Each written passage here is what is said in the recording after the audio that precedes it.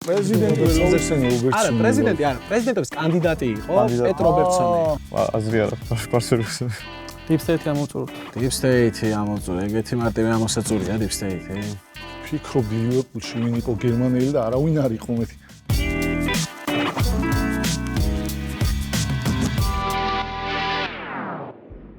მოგესალმებით, თქვენ უყურებთ საფეხბურთო პრესინგს, სადაც შესარჩევი ეტაპის საუკეთესო მოთამაშეები, წინა სეზონის გამორჩეული გმირები და უბრალოდ ფეხბურთის მოყვარულები ერთმანეთს ჰეინეკენისა და სეტანტა სპორტსის საჩუქრისთვის, ჩემპიონთა ლიგის ფინალის ორკაციანი საგზურისთვის დაუპირისპირდებიან. დღევანდელ მეოთხე ფინალში ერთმანეთის წინააღმდეგ ითამაშებენ გაბრიელ ბერაძე. მოგესალმებით, გაბრიელ ბერაძე, 29 წლის იურისტი. ჩემი საყვარელი გუნდი ლივერპულია, ფეხბურთელი ზოგადად სტივენ ჯერარდი და მოქმედებიდან ვირჯილ ვან დაიკი. პირველ რიგში საინტერესო თამაშს ველოდები, საინტერესო კითხვებს, რომელიც ამ თამაშს მუდამ თანსდევს. რაც შეეხება მოწინააღმდეგეებს, სამწუხაროდ არც არ ვიცნობ, შესაბამისად, ჩემთვის ცოტა რთული იქნება ტაქტიკურად წასამართად თამაში, იმიტომ არ ვიცი მათი სუსტი და ძლიერი მხარეები. საბა სამუშია, 22 წლის სპორტის ჟურნალისტი. პრესინგზე მოხვდი ტრიველას შესარჩევიდან, რომელშიც დავიკავე მეხუთე ადგილი. ჩემი საყვარელი გუნდი არის Manchester United და აქედან გამომდინარე საყვარელი ფეხბურთელი დღესდღეობით არის Bruno Fernandes. კარგი მოლოდინები მაქვს და შემართებაც ანალოგიურად კარგი მაქვს. ველოდები რომ სასიამოვნო პაკეტი იქნება, მოწინააღმდეგეებიც საკმაოდ კარგი მყავს და ამიტომ ველოდები რომ ვიმხიარულებ და კარგ თამაშს ჩავატარებ. და დათუნა კაპანაძე. მე ვარ დათუნა, ვარ 23 წლის და პროფესიით ვარ ჟურნალისტი. ფეხბურთელი ამ მომენტში არის Harry Kane, საყვარელი გუნდი კი Manchester United.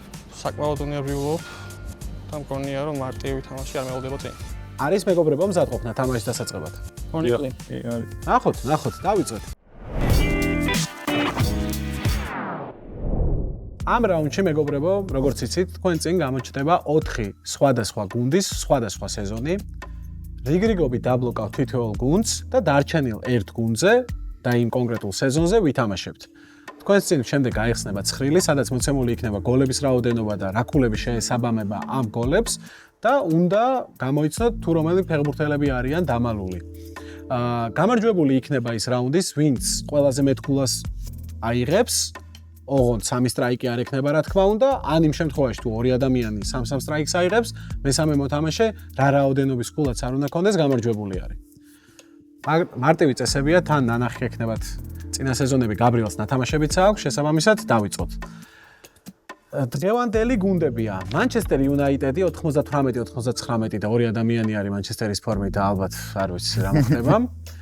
Atletico 2014-15 წლების სეზონი, Leipzig 2019-2020 წლების სეზონი და Bordeaux 2008-2009 წლების სეზონი. ვინ დაბლოკავს პირველი? დავიწყებ მე. და დავიწყოთ Bordeaux-თ. Bordeaux დაგვემშვიდობა. გაბრიელ? Manchester-ი. Manchester-ი არა. ლოგიკურია. ვითამაშოთ Leipzig-ი, მაშინ Atletico-ს დაბლოკავ. Leipzig 2019-2020 წლების სეზონი. ბოლოს დაბლოკა საბა, შესაბამისად საბა დაიწყებს. მარტივი დავიწყებ, მოდი Timo Werner-ს ვიტყვი პირველს. Timo Werner-ი გაგიკვირდებათ და გუნდის საუკეთესო ბომბარდირი იყო ამ სეზონში. ერთი ქულა. იყოს Dominik Szoboszlai. Szoboszlai სტრაიკია. პირველი სტრაიკი. იყოს დაიო უპამეკანო. უპამეკანოც სტრაიკია. Marcel Sabitzer-ს ვიტყვი. Sabitzer-ი სტრაიკი არ არის. 9 გოლი, 3 ქულა. იყოს Yusuf Yurari Poulsen. Poulsen-მა ამ სეზონში 5 გოლი გაიტანა და ეს 4 ქულაა. Willi Orban-ი. Orban-მა ამ სეზონში 1 გოლი გაიტანა და ეს მაქსიმალური 7 ქულაა. Kevin Campbell. Kevin Campbell-მა 2 გოლი გაიტანა და ეს 6 ქულაა. იყოს Emil Forsberg-ი. Forsberg-ი 5 გოლი, 4 ქულა. Klosterman-ი. Klosterman-ი 3 გოლი, 5 ქულა. ცოტა გავიჭედი. Schlageri. სტრიელი საბოლოოდ. Schlageri სტრაიკია. ბაგერის სტრაიკია. თითო სტრაიკი გაქვთ ყველას მეგობრებო? არ ვიცი ამდენად იყო, მაგრამ იბუ კონატე. იბუ კონატე სტრაიკია. ჰაიდარა ჰაიდარა ასევე სტრაიკია. ჰაიდარათი გამოხსედა ნორდი მუკიელე. მეგონი მუკიელე იყო მაგწელს. მუკიელე ნამდვილად იყო, 3 გოლიც გაიტანა და ეს 5 გოლა. მაგოს შორის უნდა მეთქვა. ორ-ორი სტრაიკი გაქვთ დათუნა და გაბრიელ. ორ-ორი სტრაიკი გაქვთ დათუნა და გაბრიელ და ერთი არასწორი პასუხი და რაუნდს ემშვიდობებით. კუნკუ კუნკუმ 5 გოლი გაიტანა. და ეს 4 გოლაა. მეორე საუკეთესო ბომბარდირი არ გითქვამთ მაგალითად. აი მაინტერესებს ყველაზე მეტად მე. უკან კიდე ხალხია. ზუსტად არ მახსოვს იყო თუ არა, მაგრამ იყო ანხელი. ანხელინომ ამ სეზონში 1 გოლის გატანა მოახერხა და ეს 7 გოლაა. მეც ზუსტად არ მახსოვს, მაგრამ მე მგონი უნდა ყოფილიყო კრისტოფ ბაუმგარტნერი. მე მგონი თუ ზალცბურგში არის. ნამდვილად არ მახსოვს იყო თუ არა, მაგრამ სტრაიკი რო არის, ამას დანამდვილებით გეტყვი. ვიტყვი დავით რაუმს. დავით რაუმი სტრაიკია, რაც იმას ნიშნავს, რომ დათუნა რაუნდს დაემშვიდობე და 0 გოლა აიღე პირველ რაუნდში. ხო. არ მახსოვს, ამ შემდეგ სეზონში იყო ზუსტად მახსოვს, ამ სეზონში იყო თუ არა, მაგრამ მაინც ვიტყვი ალექსანდრ სორლოტი. სორლოტი მესამე სტრაიკია და ამით რაუნდი დასრულდა მეგობრებო. გეტყვით ფეხბურთელები, რომლებიც არ გითქვათ, შიკი არ გითქვათ, პატრიკ შიკი, მეორე საუკეთესო ბომბარდირი იყო. ფორსბერგი თქვით. კოსტერმანი, ოლმო არ გითქვათ. ლაიმერიც შეიძლება. ჰასტენბერგის.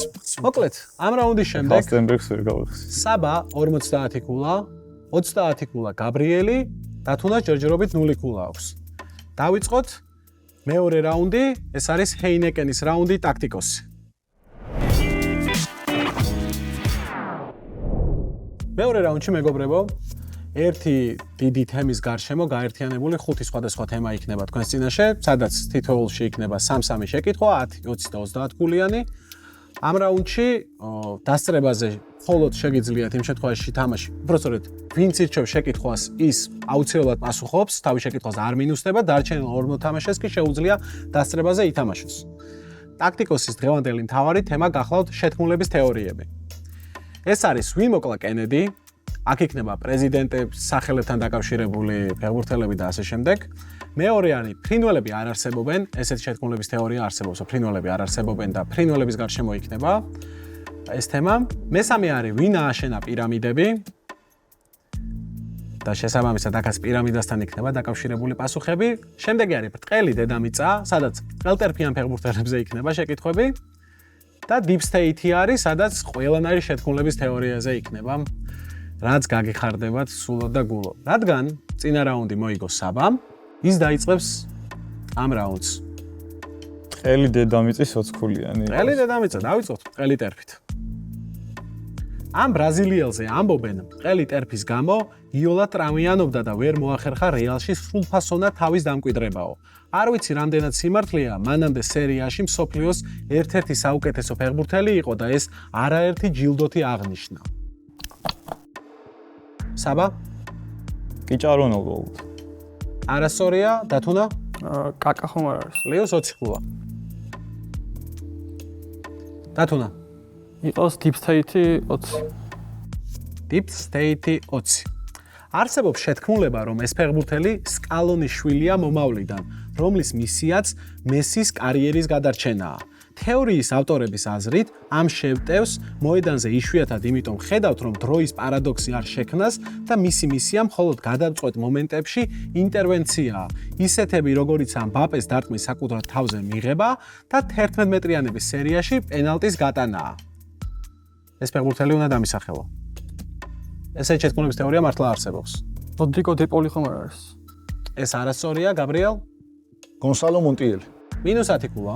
ეს ფეხბურთელი გახლავთ პაოლო იბალა მეგობრებო. იბალა. იბალაზე არსებობს ესეთი შეთქმულების თეორია, რომ ის სკალონის შვილია მომავლიდან YouTube-ზე მე ნახე ძალიან სახალისო ვიდეოა.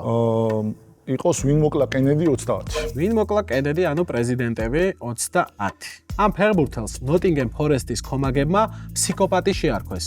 ის მოედანზე მეტოქეების რისხვა იყო. როი კინმა მასთან ერთად 3 წელი ითამაშა და ერთ-ერთ ინტერვიუში თქვა, რომ ის იყო კაცი ბავშვებით სავსე ოთახში.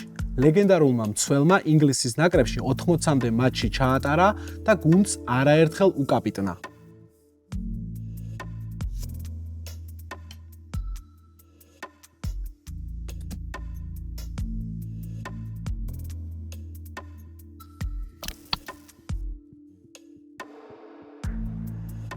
არა, შევცდ. რიო ფერდინანდი. რიო ფერდინანდი არასწორია.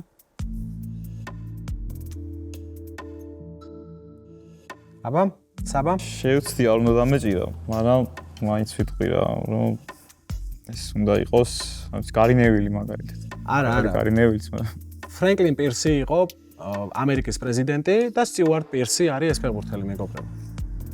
საბას -10. საბა? ფრინველები არ არსებობენ 20. ამ იტალიელ ფეხბურთელს ზედმეტსახელად მამალს ეძახიან. ამ როლს კარგადაც ირგებს და გოლის აღნიშვნისას ცდილობს მამლის იმიტაცია გააკეთოს. გეტყვით, რომ ნაკრებში გატანილი 12 გოლიდან 5 ლიხტენშტაინის წინააღმდეგ შეაგდო.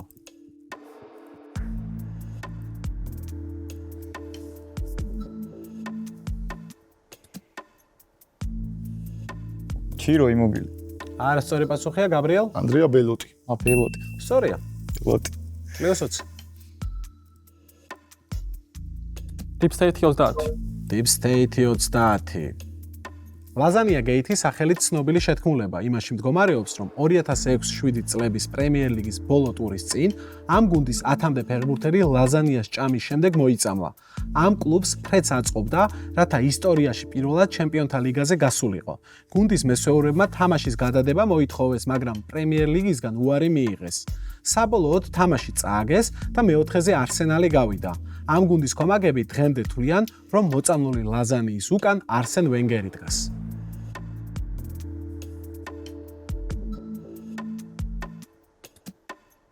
ძალით მოგვიწამლეს ფეხბურთელებიო.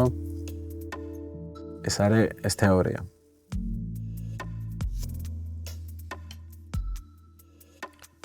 არ მახსოვს, მაგრამ იყოს ევერტონი. არასწორი პასუხია.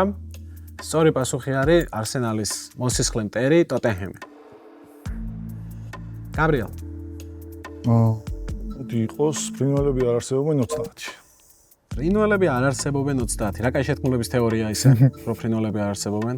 ამ შეთქმულების თეორია არის შემდეგში, რომ სინამდვილეში ფრინველები არ არსებობენ, ყველა არის ამერიკის დაზვერვის და FBI-ის მიერ შექმნილი რობოტები, რომლებიც გვითვალთვალებენ და გვისმენენ.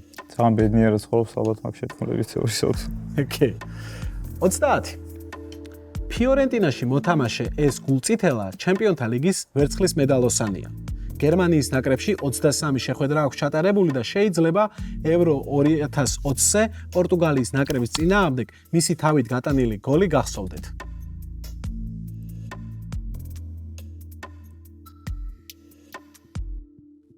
რობინ გოზინსი. -20. ამოწურო ფრინველები არ არსებობენ მაშინ ამოწურო. ფრინველები არ არსებობენ, კი ბატონო. ჩხიკვი ინგლისურად რომ თარგმნოთ, ამი ნიგერიელი ფეხბურთელის სახელს მიიღებ, თან არამხოლოდ ერთხელ, არამედ ორჯერ. ატლანტაში ოლიმპიური ოქრო მოიგო, 2003-4 წლებში კი ლიგის თასის ფინალისტი იყო. ბუნდესლიგის წლის საუკეთესო გოლის ავტორიც გამხდარა. ბაიერნს რო გაუტანა ის გოლია, მე მგონი. ხო, გვარს ვერ ვიხსენებ. აზრი არა, გვარს ვერ ვიხსენებ. აბა, მაშინ გადავიდეთ დათუნაზე. JJ Okocha. ნამდვილად. ოკოჩა. JJ Okocha. ოკოჩა. სხვა ვიღაც ვფიქრობში. დათუნა. Deep State ამოვწუროთ. Deep State ამოვწურე, ეგეთი მარტივი ამოსაწურია Deep State. არსებობს შეთქმულების თეორია, რომ 2011 წელს სტივენ ჯერარდმა ბლეკბერნთან გასვლით შეხვედრაში 11 მეტრიანი დარტყმა სპეციალურად გააფუჭა, რათა მწვრთნელი გუნდიდან გაეგდოთ. კონსპიროლოგების აზრით, ამ თეორიას ამყარებს ის ფაქტი, რომ დარტყმამდე ჯერარდმა მაისურზე კლუბის ლოგოს აკოცა, მწვრთნელს გახედა და შემდეგ დარტყმა გააცუდა. უნდა მითხრა, რომელ მწვრთნელზეა საუბარი. ვინ გააგდებინა გუნდიდან? Roy Hodgson. +10. ნამდვილად, როი ჰოჯსონია. ბრტყელი დედამიწა 29. ბრტყელი დედამიწა. ნახოთ აბა ბრტყელტერფიანებში რა ხდება.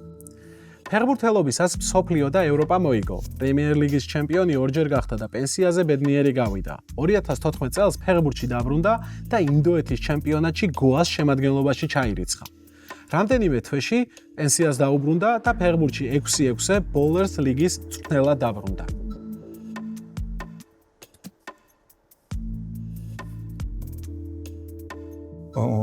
ინდოეთის ნაწილი აღარ ვიცი, მაგრამ ზედაღწეილობა პატრიკ ვიეირას ემთხვევა. პატრიკ ვიეირა. არ არის პატრიკ ვიეირა. და საბა? რობერტ პირეს. პლუს 30 ქულა. რობერტ პირესი არის. საბა? ბრტყელი დედამიწა 10. ბრტყელი 10. ჩესტერში დაბადებული ამ ფეხბურთელისთვის ბრტყელტერფიანობას ხელი არ შეუშლია დიდი ფეხბურთი ეთამაშა. ინგლისში დიდებული კარიერის შემდეგ მადრიდს მიაშურა, იქ მხოლოდ 1 სეზონი დარჩა და მალევე სამშობლოში დაბრუნდა. ტრავმებმა საშუალება არ მისცა კვლავ ვარსკვლავურად ეთამაშა და 2013 წელს ფეხბურთიდან წავიდა. მაიკლ ოუენი. ლეოს 10 ქულა. ნამდვილად. დათუნამ პირამიდები 30. პირამიდებს ჯერ არ შეხები ხარ ეს ეხლა ის ვნახე აღმოვაჩინე. კარალის ცივილიზაცია მსოფლიოში ერთ-ერთი უძველესია. არქეოლოგებმა სადაც პირამიდა აღმოაჩინეს, იქიდან 174 კილომეტრში ეს დედაქალაქი მდებარეობს, რომლის 3 კლუბის ქვეყნის ჩემპიონი ყველაზე მეტჯერ, ჯამში 73 ჯერ გახდა. გეტყვით რომ ყველაზე ტიტულოვანი კლუბის სახელია უნივერსიტარიო. არ ვიცი, არ მაქვს პასუხი. ანუ მინუსი არ არის, შეგიძლია რამე თქვა? ოს ალახლი. არა. ქალაქი უნდა დაგესახელებინა. ქალაქი, მით უმეტეს.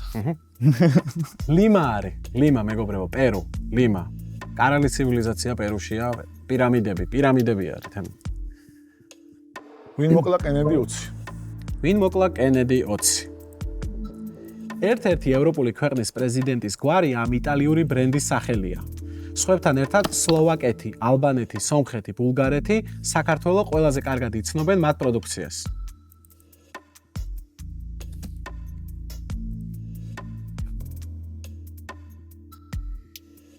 ეს მაკრონი. კი ბატონო, ლეოსაცი. ამოვწუროთ ბარემ ვინ მოკლა კენედი. ვინ მოკლა კენედი 10. ეს კაცი ამერიკის შეერთებული შტატების პრეზიდენტობის კანდიდატი, ტელეევანგელისტი, ბესტსელერის ახალი მსოფლიო წესრიგის ავტორია. მისი მოგვარე კი 21 საუკუნის საუკეთესო შოტლანდიელი ფეხბურთელი.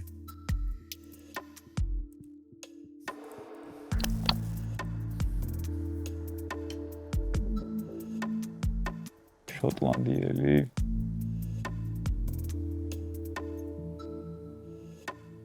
პასუხი? არ ვიცი, რობი ფაულერია. არა. ინგლისელია რობი ფაულერი ვიცი. გაბრიელ?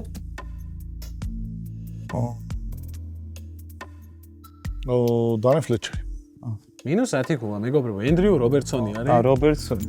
ენდრიუ რობერტსონი. ეგ. არ მგონია რომ სადაო იყოს რომ ვინმე ენდრიუ რობერტსონი.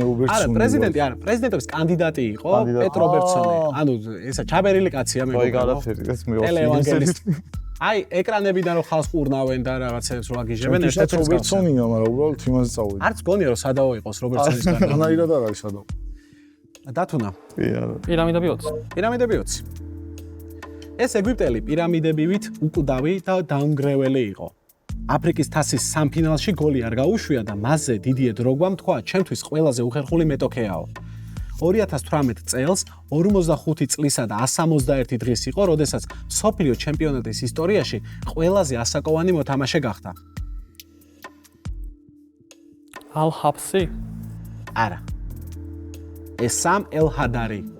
ეს მეკარე? ხში. დროგბას აგ ესეც სიტყვები ნათქვამი, მეგობრებო, მარტო მაგიტომ უნდა გახსოვდეთ. და დაგვრჩა ბოლო შეკითხვა. ეს არის პირამიდები 10. და ვკითხულობ. ეს პირამიდა წლებია მანჩესტერ სიტის პარტნიორია და ერთ-ერთი უცვლელი სპონსორია. ამ პირამიდაზე საქართველოში პოზიტიურ ამბავს ფაქტობრივად ვერ გაიგებთ. მის გარშემო მითები და დაკარგული ფულის ამბები არსებობს. დაკარგული ფულის ამბები ნამდვილია და მითები რაღაც მიღებულ ფულზე არსებობს.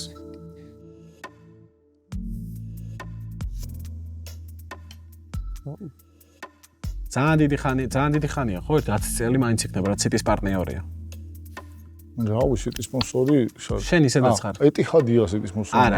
არა, წინ მაისურზე აწერია არ მithქვამს. სპონსორია ერთ-ერთი, უამრავი სპონსორი ყავს. პასუხი არის მეგობრებო QNet. QNet არის ძალიან დიდი ხანია City-ს სპონსორი და QNet კი იცით რაც არის და როგორც იყო საქართველოში რა სახელის დატოვა.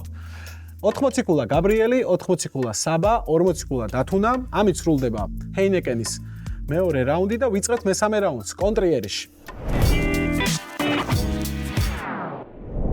როგორც ხედავთ მეგობრებო, მესამე რაუნდის სახელი შეიცვალა, იმიტომ რომ 2-1-ზე აღარ ვითამაშებთ. ყველანი იქნებით თქვენთვის, თქვენი თავის იმედად. ოღონდ შეკითხვა იქნება კვლავ 10, კვლავ დასწრებაზე არის თამაში.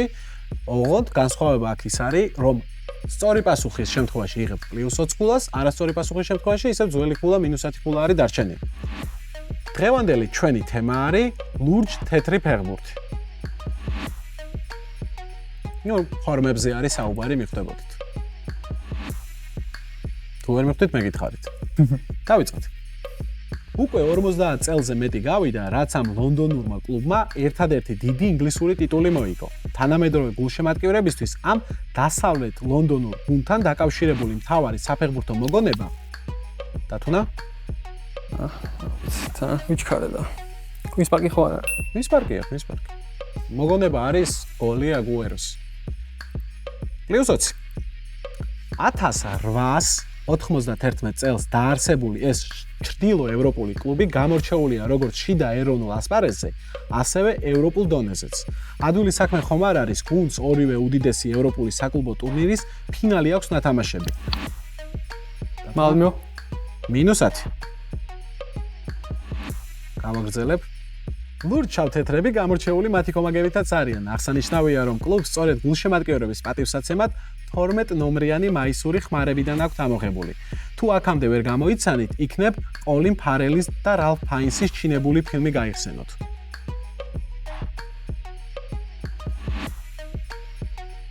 ამ შეკითხვაზე მეგობრებო პასუხს არ გეტყვით და ამას გამოიცნობს მაყურებელი.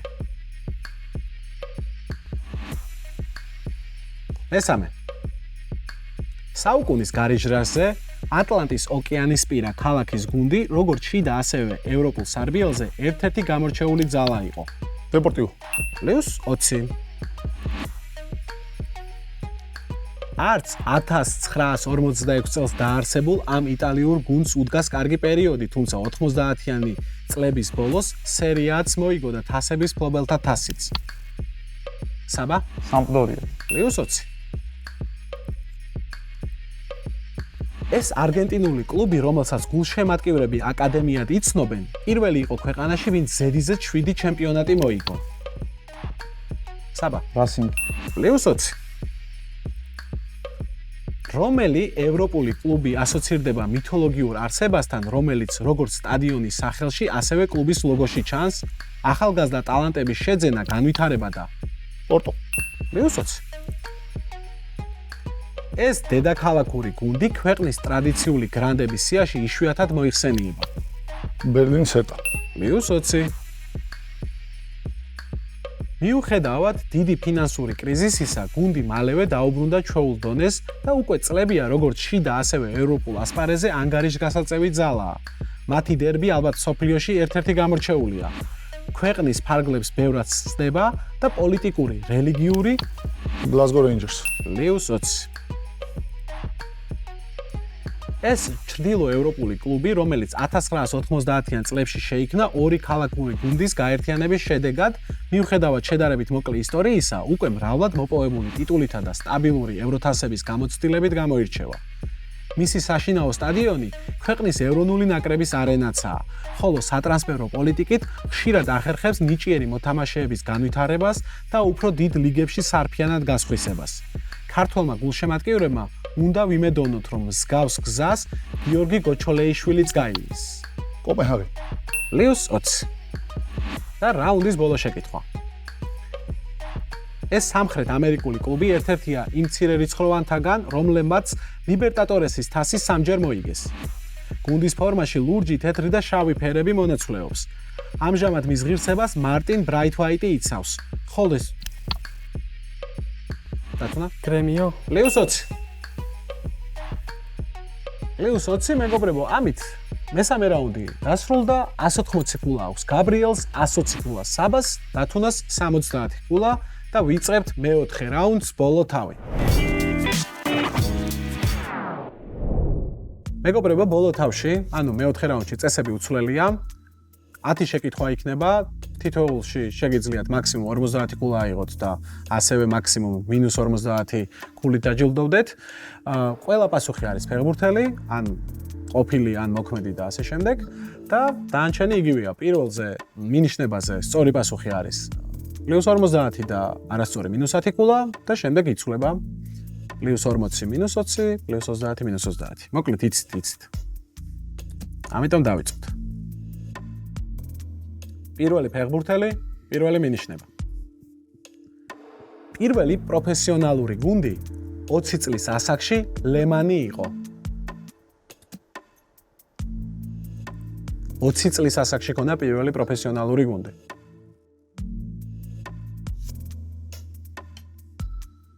მეორე მინიშნება. ალან შაბას ფილმი ლაბრადორმა ფეხბურთის თამაში დაიწყო.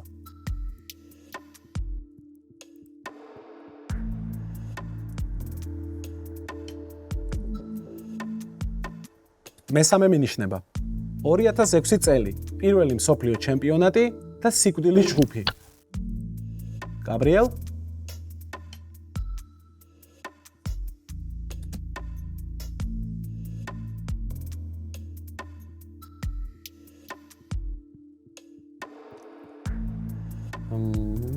აბა? აუ, ფრენკ რიბერი მქონდა მანამდე, მაგრამ არ არის ახლა. ფრენკ რიბერი. -30 ქულა. მეოთხე მინიშნება. ჩელსის დიდებული წლების უმთავრესი შენაძენი. დათუნა? დიდიე დროგბა. დიდიე დროგბა, რა თქმა უნდა, +20 ქულა. ალან შაბას ფილმი არის დიდიე, ეგრე ქვია, ძაღლი გადაიქცევა ადამიანად და ფეხბურთს თამაშობს და დანარჩენი ისედაც ფაქტებია მოცემული. მეორე. მისი სახელი გამოთლილი ხის ანაგრამაა. ანუ გამოთლილ ხელს რაც ქვია, ანაგრამა არის ამ ფეხბურთელის სახელის.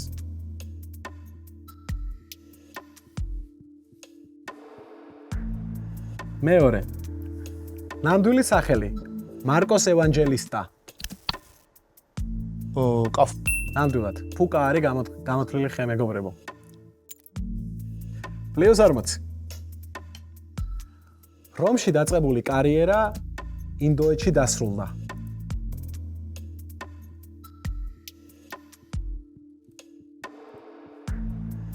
მეორე მინიშნება. კაცი, რომელსაც პოლ გესკოინის ფეხი მოტეხა.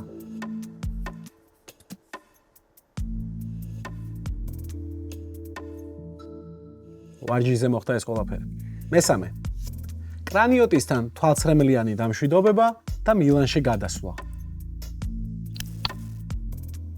გაბრიელ? ალესანდრო ნესტა. +30 ქულა. ალესანდრო ნესტა არის მეგობრებო. ინდოეთში დაასრულა კარიერა. არ ვიცოდი. მეც კითხვის დაწერის დროს გავიგე. ფორვარდი, რომელიც მაქს პლანკის სახელობის უნივერსიტეტის ხელმძღვანელი არაა.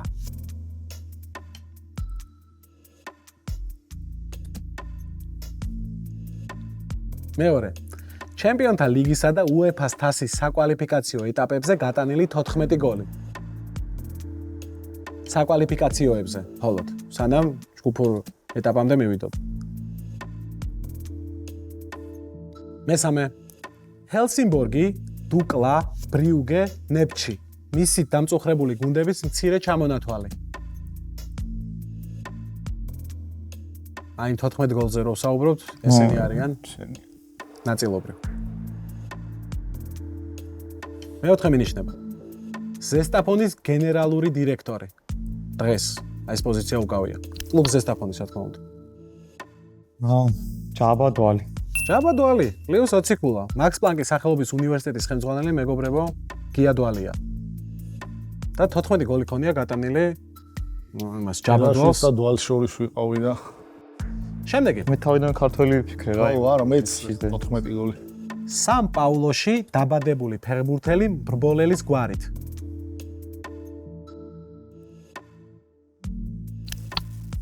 მარკო სენა. ბრავო, +50 ქულა. მარკო სენა არის.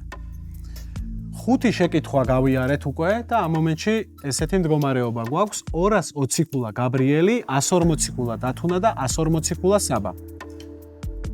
წინ გვაქვს 5 შეკითხვა, შესაბამისად აბსოლუტურად ყველას გაქვთ შანსი, როგორც პირველზე, ასევე ბოლო ადგილზე გახვიდეთ.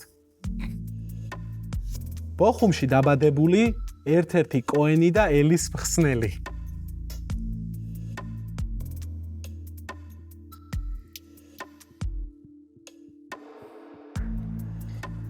მეორე 2020-ში პრემიერ ლიგის მოგება ქორწილით აღნიშნა.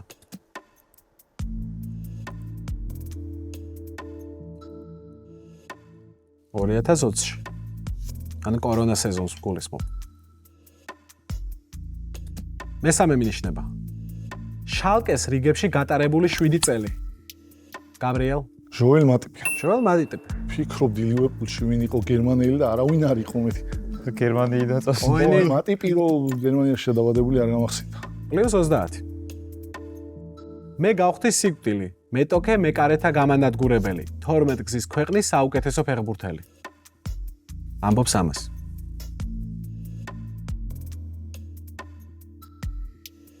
მეორე მინიშნება.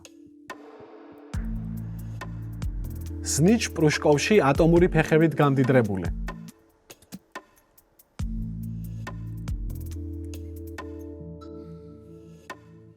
მესამე. ატომური ომის შიში და უსამართლოდ დაკარგული ბალონ დორი. გაბრიელ? რობერტ ლევანდოვსკი. კი ბატონო, რობერტ ოპენჰაიმერის სიტყვებია მეგობრებო პირველი. +20. ჩვენ დაგვრჩა კიდევ 3 შეკითხვა და თეორიული შანსი ჯერ კიდე გაქვთ დაეწიოთ გაბრიელს, ოღონდ ამისთვის გარისკვა იქნება საჭირო. პირველი მინიშნება. შექსპირი რომ არაბებს ჯვარს ეცვათ. აქ ალბათ ჯობია 40-მდე ჩამოხვიდეთ და შემდეგზე ცადოთ 2.50-იანი საღები. მეორე მინიშნება. ZZ2 სეზონია ფეხბურთელების ასოციაციის სიმბოლური გუნდის წევრია. ინგლისში, რა თქმა უნდა, ინგლისის ფეხბურთელების ასოციაციას გულისხმობ.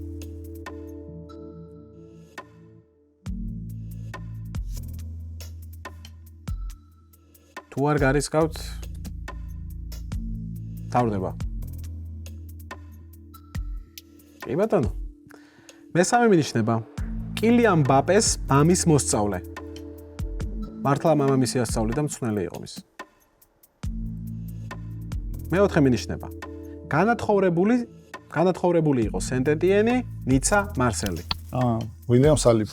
უილიამ სალიბას ჯვარზე თმული არის და შექსპირი უილიამი ქვია მეგობრებო, +20 ქულა, რაც იმას ნიშნავს, რომ რაც ვიცოდით 3 მინიშნებით წინაც, რომ გაბრიელმა მოიგო მეგობრებო ეს თამაში, გილოცავთ. გაბრიელ, შენ გილოცავთ. მადლობა მონაწილეობისთვის და გამიზიარეთ თქვენი ემოციები. ძალიან კარგი თამაში იყო. მიუხედავად იმისა, რომ უკმაყოფილო ვარ ჩემი თამაშით, საბოლოო ჯამში გამარჯვებას მივაღწიე, თავი მიზანი ეს იყო. ვეცდები ნახევარფინალში უკეთესად ვითამაშო. მადლობა მოწინააღმდეგეებს საინტერესო თამაშისთვის. საბა? კაი თამაში იყო ძალიან, დებიუტი იყო ჩემი და საკმაოდ ნასიამოვნები ვარ. გაბრიელს მიგლოცავ და წარმატებებს უსურვებ შემდეგში. დათუნასაც დიდი მადლობა, იმიტომ რომ მართლა ძალიან კაი თამაში გამოვიდა. ოღონდ რაღაცებს უკეთესად ვითამაშებდი რაღაც რაუნდებში, რაღაც მონაკვეთებში, ალბათ გამოვასწორებდი ჩემ თავს. დათუნა? მადლობა თქვენ. კითხვები საინტერესო და არ იყო მარტივი, რთული იყო. მადლობა ჩემს მეტოქეებს დღევანდელ თამაშისთვის, უოლცავ გაბრიელს გამარჯვებას და ჩემს თამაში ყოველფერად თქმა უნდა არ ვარ, მაგრამ თამაში მაინც კარგი გამოვიდა, მომეწონა. მადლობა მეგობრებო, გაბრიელ ჩვენ კი შევხვდებით ნახევარფინალში. მადლობა დროებით.